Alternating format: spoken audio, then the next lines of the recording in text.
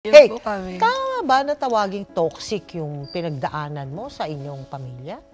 And why? I Bakit grew up toxic? in a very dysfunctional family po.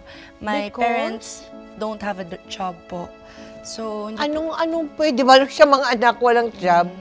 sanay po sa hingi. Tsaka may mga lola, lolo, tita. Oh, Opo. are you serious? Siguro po, nung mga una, nung kami pa lang, kasi my dad is a frustrated basketball player. So, hindi niya po natupad yung mga pangarap niya. And nabuo po ako at a very young age. They were 19 and 20. Okay. So, hindi na po nila na-practice. My mom graduated accountancy naman po. Oh, yun pala eh. Pero kasi buntis ng buntis. Ay! Yes. Oo Sayang, nga diba? naman. Oo, paano Gusto niya maging yun? CPA, pero hindi na po siya nagka-chance na maabot yung mga pangarap niya po personally. Naging mother na po siya all throughout her life. Yes po.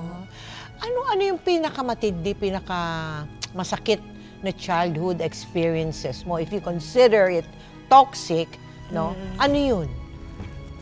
Siguro po pag sinasaktan ng daddy ko, yung mom ko, na ako po yung tumatanggap nung abuse, nung mga suntok, sipa. Bakit ikaw ang tumatanggap? Kasi maano ka? Anong tawag nito? Hinaharang mo. Yun po. Naaawa po ako sa mama ko. Opo. And nag-aaway po kasi sila in front of us. So kami magkakapatid, bago ko po sila itabi, para safe po sila, pupuntahan ko na po yung away po ng mom and dad ko.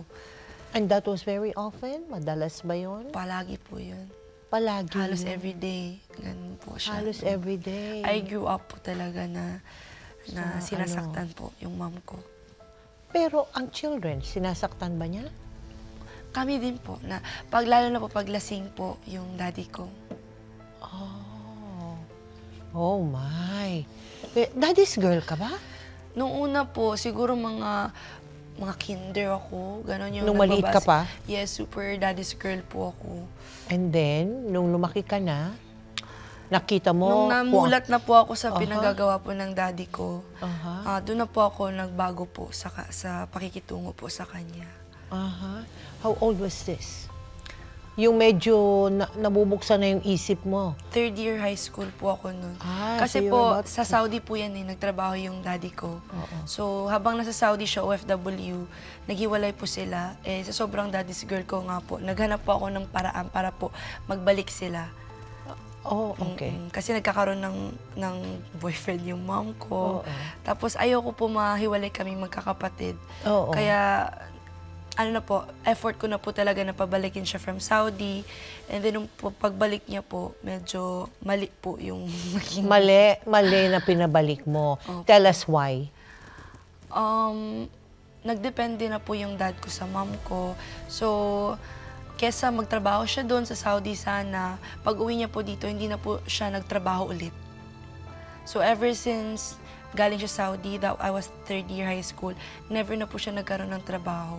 Asa na lang po ng asa sa trabaho po ng mom ko. Yung mom ko naman po, nung time na yun, may trabaho. So, 7 pa kami nun, umaasa na siya sa mom ko. Ayaw na daw, sabi niya po sa amin, ayaw niyang bumalik ng Saudi kasi takot siya mawala yung mom ko or kami magdalaga na. It's coming from a place of immaturity po, yung dad ko.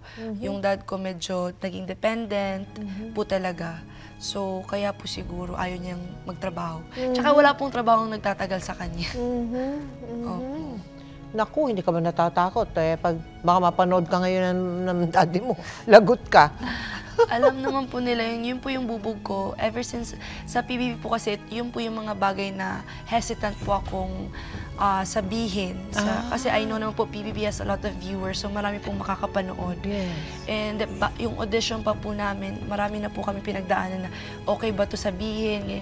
Na ano ko na po, na process ko na po yun. And nasabi ko na din po sa parents ko kasi I feel like they also need to learn po. And baka po sa ganitong paraan, baka po ma-learn yung parents ko.